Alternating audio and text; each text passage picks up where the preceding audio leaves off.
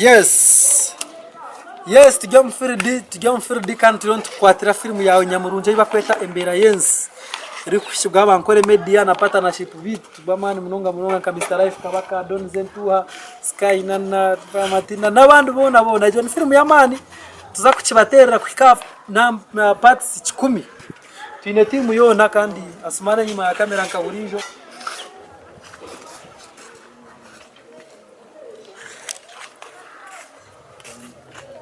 Aya basi yo mukama nakora Beyazine ZD Mkaburiro wanda nono mana kupetera celebrity type. I'm always entertainer, you know. Achikuru tulio mfrudi Embera Yensi. Watch Encore Media, watch abana babandi, watch everything that we post there. We gonna boom. Girls, I love you. Abashije muzekora.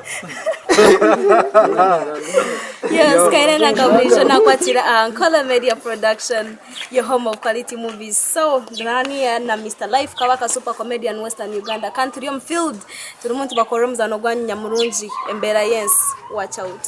Yo, gono Mr Life kabaka gono Sky dana no mukazi wawe. Ah, mukazi wanjye. No. Mukazi wewe. Asmani ni kwa watu kamera basi ni DM Swaga promoter, subscribe Encore Media. Nani ya Mr Life na yo muziki na Mr Life kabaka comedian Don ngano msubscribe yeah. Ugundoni Zentuha UCC kana kabandi sasa bwa kana kabandi yo sordo 20 y'abantu babandi mubakore ora Embera Yensi movie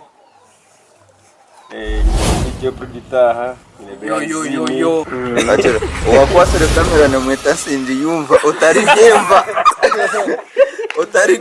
nico kikoma isomo runyango utarigemba achemba ndizo mu runyango abana bazantu basa ndimunsa kandi abama TV nabandi bari yunibisha abama TV you are free ngo mu publishing ngo muzano abana bamanyutine cyaro mukwate ngo muzana episodes tuzagumana tuba episodes 2 buri gwa katanu 2 parts buri gwa katanu Embera Yensi kati ugunwe director kati